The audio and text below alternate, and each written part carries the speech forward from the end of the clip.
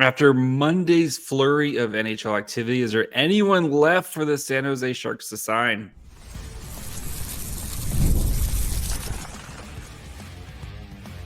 You're Locked On Sharks, your daily podcast on the San Jose Sharks, part of the Locked On Podcast Network, your team every day.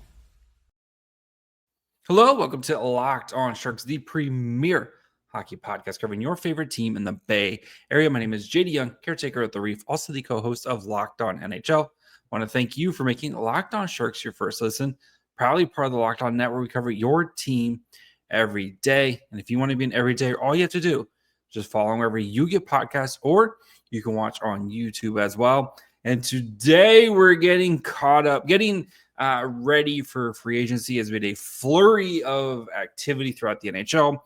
The Sharks made some qualifying offers, so we'll get into that. Some surprising moves that they made and or didn't make, and then we'll look through the RFAs heap and see if there's anyone maybe worthy of kind of picking over of players who did not get RFAs, or did not get qualifying offers. So let's start with the free agents who are left, right? And there's a ton of signings throughout the NHL today. Of course, you had Florida just bringing everybody back.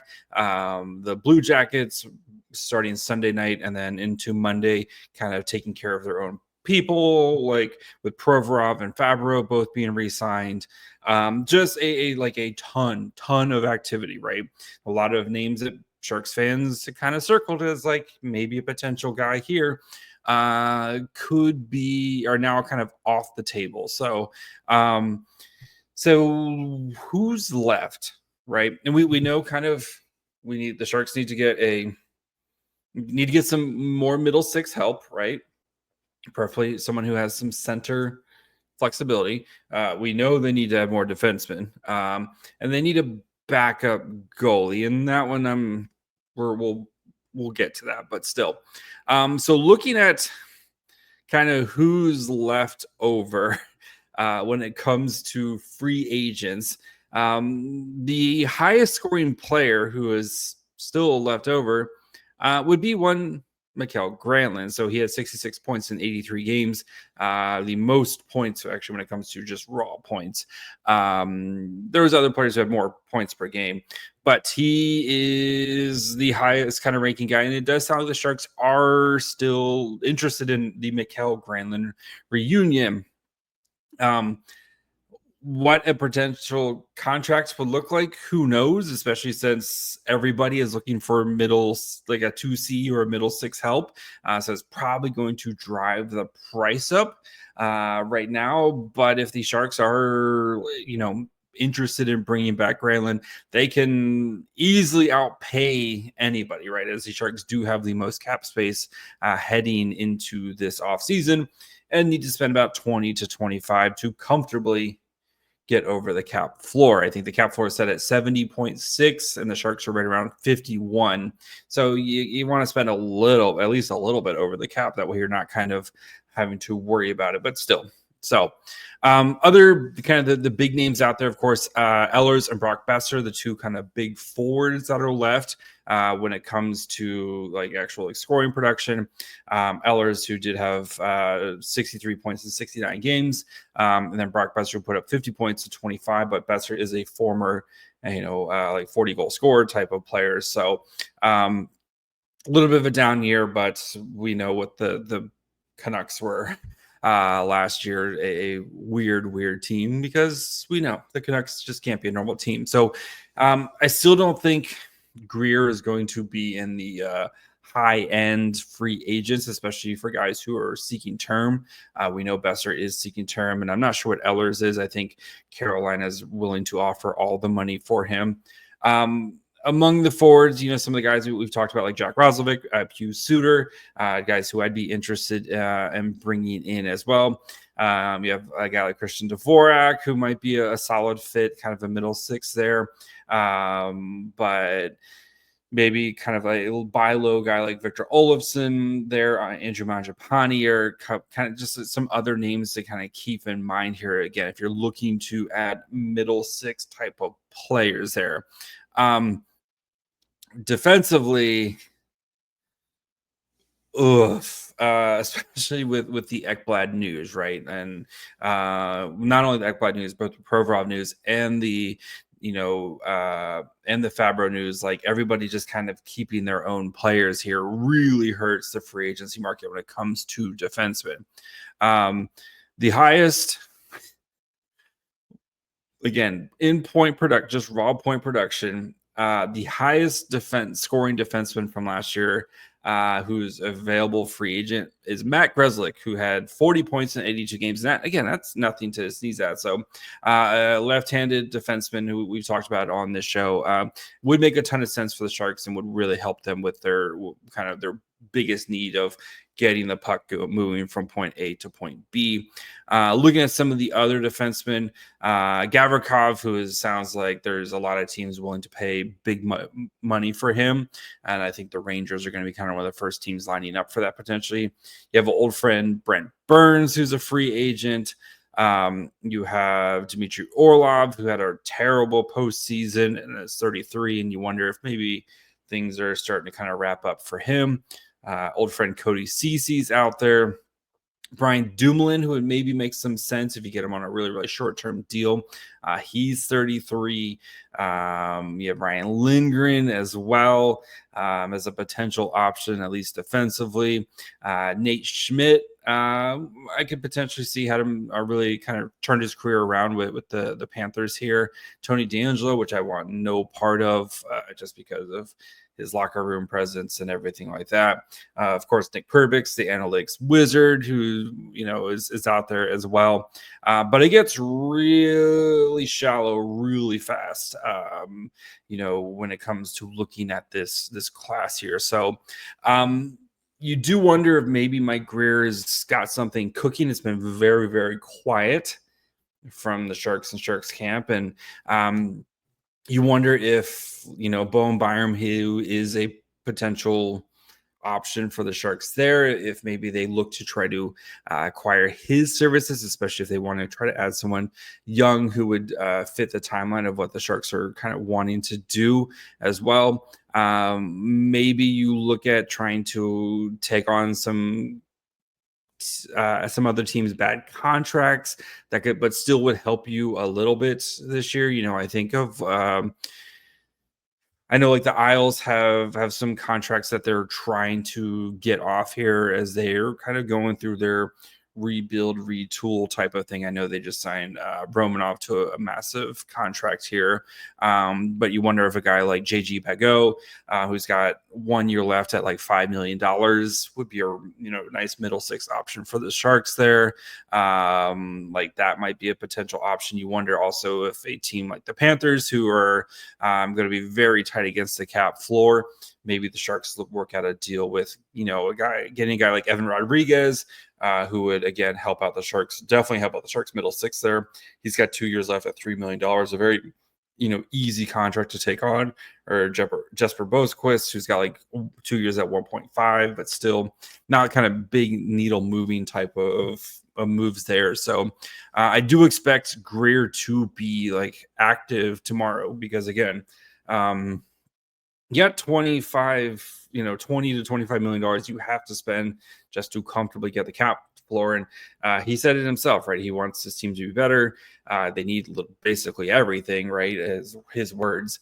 And so I do expect Greer to be active tomorrow. Now, what does that mean? And what is like how active and stuff we will see. I'm sure Greer is cooking up something that we, potentially haven't even thought of, which would be super cool.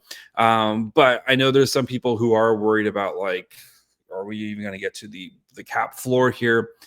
Not worried about that yet. I do think Greer will find a way to add good players and that are actually building players, not just go acquire a dead cap to try to kind of fill it out here.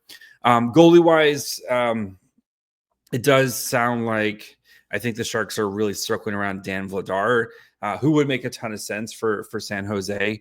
Again, they're looking for that guy who can be a nice complementary backup type of player, get along with Askey. I think Vladar feels like that would be a nice fit there for them, and a guy who just kind of mentored Dustin Wolf in Calgary, kind of came out, was splitting time, and then as the season progressed, kind of, I don't want to say faded to the background, but kind of accepted that backup type of role. I think that would make a lot of sense for the Sharks. I still think a guy like maybe like Alex Lyon, if they're, because I think Jake Allen's going to go get a solid contract from a team that is really trying to improve their net, at least their tandem there. So maybe a guy like Alex Lyon could make a ton of sense. Maybe a guy like Anton Forsberg. We'll see what the Sharks do here, but they do need to find at least one goalie on Tuesday. So we'll look at who the Sharks made some moves here by offering some qualifying offers and letting some guys go. So we'll talk about some of the surprises there here in just 1 second.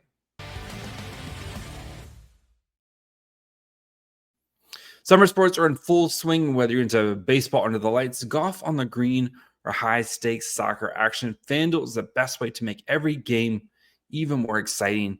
You're already following along the action. Why not make it a little more thrilling? With FanDuel, you can get on the game while your friends are getting sunburned at the beach.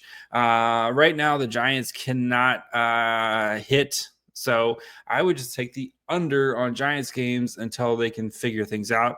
As I'm watching, they're losing 3-0 right now to the Diamondbacks.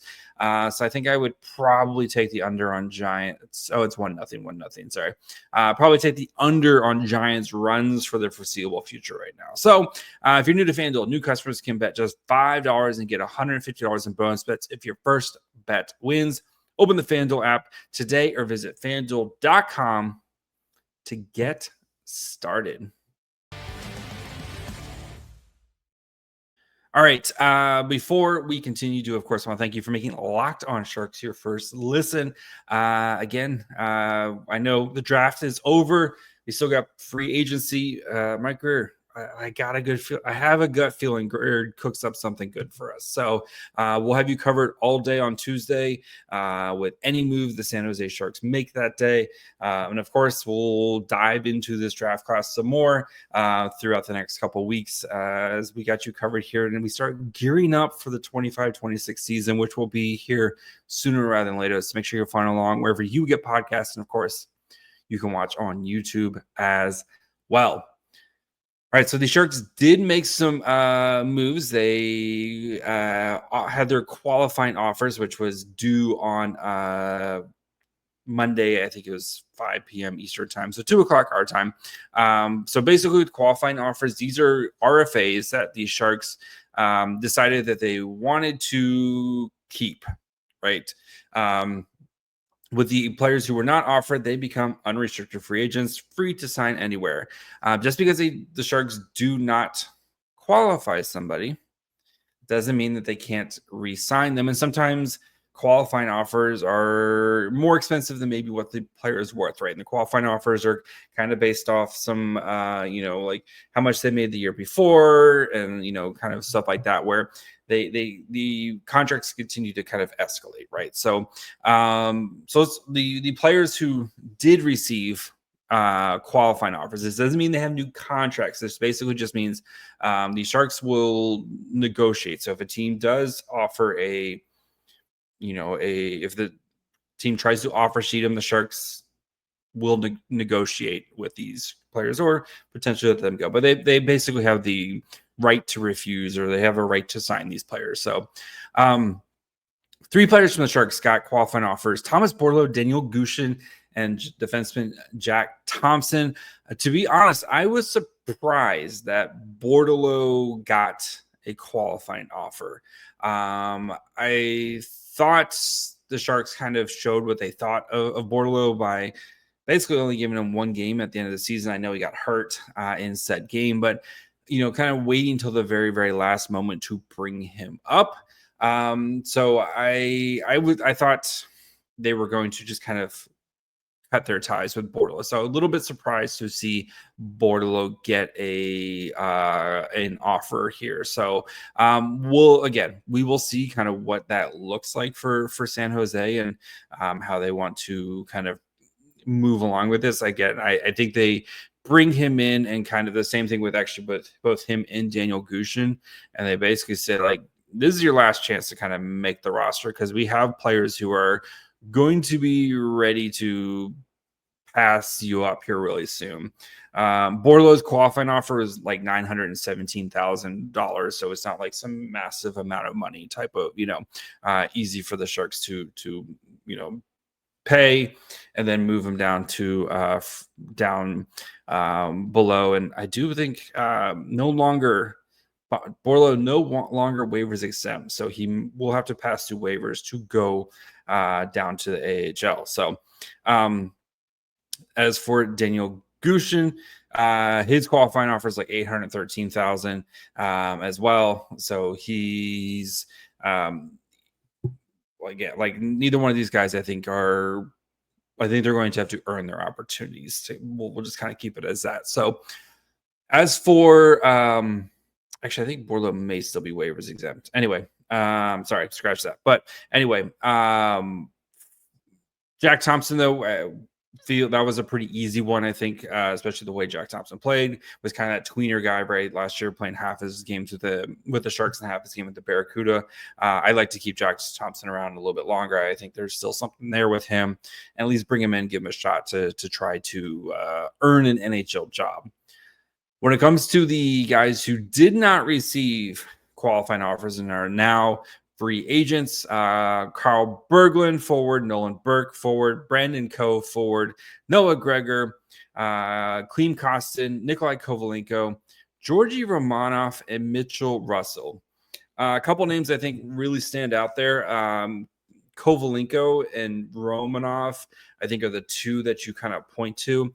Kovalenko, who the Sharks did get as part of the Blackwood trade with the Colorado Avalanche. It just kind of felt like it never was a fit, and he had some good moments there, but I think the consistency and then kind of dealt with some injuries as well, and maybe just wasn't a fit with San Jose. So it does kind of stink because it felt like he was going to be kind of a big piece of that Blackwood trade along with the second round pick in next year's draft.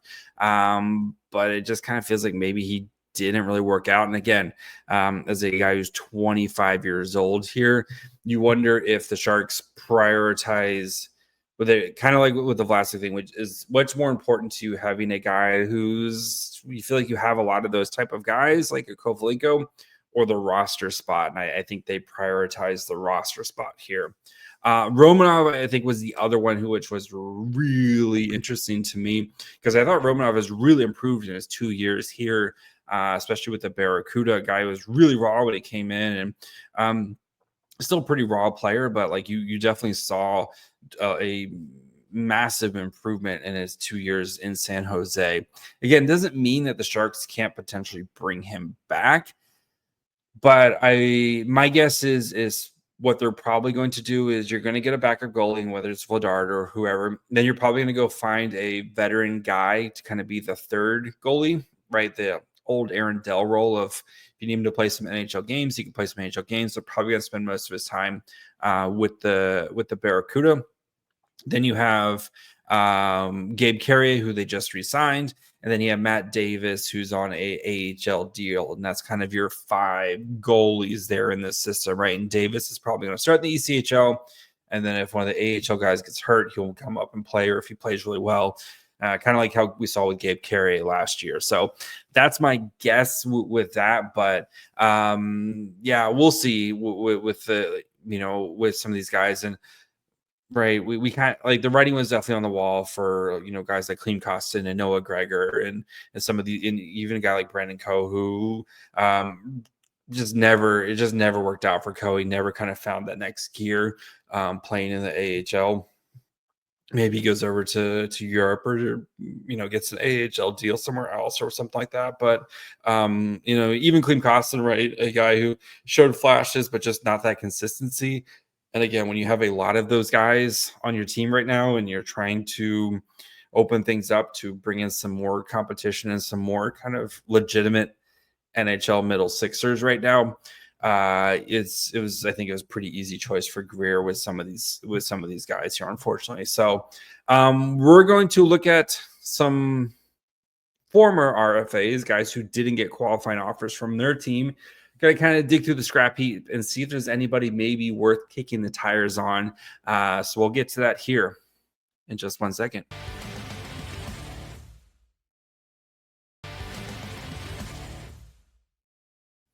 All right, before we finish up, do of course want to thank you for making Locked On Sharks your first listen. When you're done checking out this show, go check out Locked On NHL podcast. There's no offseason right now. Of course, we're in the busiest time of the offseason, the best time of the offseason, to be honest.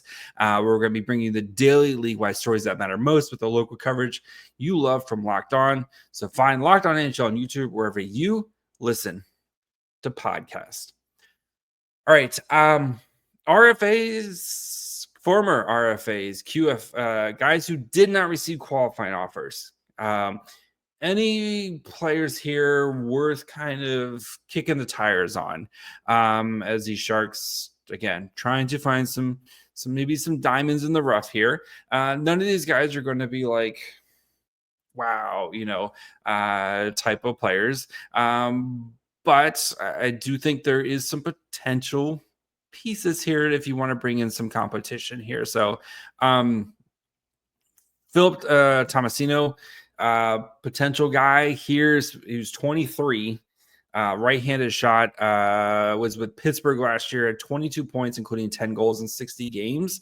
Last year, like former Nashville Predator, kind of middle, probably more of a bottom six type of guy, but kind of plays hard. Does have had some interest, some decent like Corsi numbers and play driving numbers type of thing, but and not the biggest guy, like 6 foot, 190 pounds, but he is only 23 and would be like, if you're trying to provide some competition for guys like Grundstrom or something like that, maybe a guy that you kind of kick the tires on there. So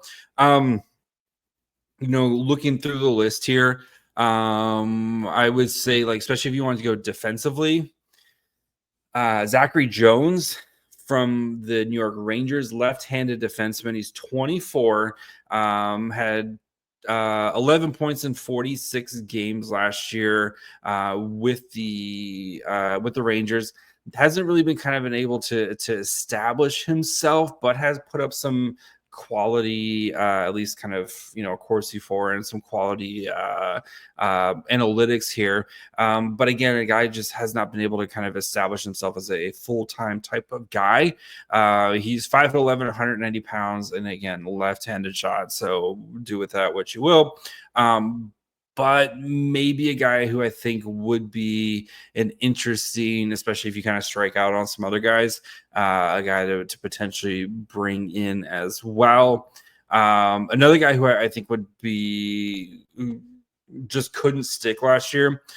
Jordan Harris, again, 5'11", 190 pound left-handed defenseman. He's 24, spent last year with the Blue Jackets, and talking to Jay, who's the Blue Jackets host, just never really found his footing there in the system. Kind of feels like just not wasn't his. But if you go back and look at his time with Montreal, much better performance with Montreal, like had solid Corsi 4 numbers on a kind of some bad Montreal teams, put up solid production with them. 56 games in the 23-24 season. He had 14 points and 3 goals. In the 65 games in the 22-23 season, had 17 points, including 4 goals. And again, kind of had some solid production, or solid kind of under the hood type of numbers there as well. So, again, these are not going to overly like move the needle, but just want to throw some players out there as well. Looking at, just like what the Sharks could potentially do. I could see maybe San Jose taking a run at a guy like Oliver Wahlstrom, who's 6'2", 205 pounds, played with, was a former 11th overall pick in the 2018 draft, but just never really stuck around, kind of playing with the Islanders. Had a season where he had like 24 points for them way back in 21-22. But this season with the Bruins only played like 16 games and stuff. Maybe if you're looking for that he would be like an AHL, NHL type of player, but did not receive a qualifying offer. Wouldn't be very expensive as well. But yeah, it's not like this mode, you're not going to find some diamond in the rough type of player. Maybe Arthur Kaliev. I did like Arthur Kaliev too. So Kaliev, 6'2", 209-pound winger, is 24, former second round pick of the Kings. He used to destroy. I feel like he was like back with the Kings in the 22-23 season. He had 28 points in 56 games, including 13 goals. And then kind of fell out of favor with the Kings, went to the Rangers. That could be a potential if you're looking for like a buy low scoring option. And like none of these guys are going to be like super expensive. Like you're looking at like $1.5 million deal type of things. Like none of these guys are going to be super, super expensive. So yeah, again, like it's not, you're not looking at a massive list of guys who are going to come in here and change, but just want to kind of go through some guys who may be worth potentially kicking the tires on here, especially if you're San Jose and you're trying to turn every stone to try to find something or somebody who could potentially maybe, right, you pump and dump one of these guys or something like that. But just a couple names I wanted to kind of put out there as potential former RFAs. So we'll see what Mike Grier does, and what's going to be probably one of my shortest what kind of shelf life episodes, as we'll know kind of starting first thing tomorrow morning what Mike Grier decides to do with free agency. So make sure you're following along wherever you get podcasts, and of course you can watch on YouTube as well. I'll be basically stationed here all day on Tuesday, waiting for news. So we'll have, quick hits and thoughts and whatever the Sharks decide to do as they again try to kind of turn the corner in this rebuild, enter a fun, frisky phase. So make sure you follow along wherever you get podcasts. And of course, you can watch on YouTube as well. Follow the show on Twitter, Facebook, and Instagram at Locked On Sharks. Follow me on Twitter and Blue Sky at My Fry Hole. Until tomorrow. Bye, friends.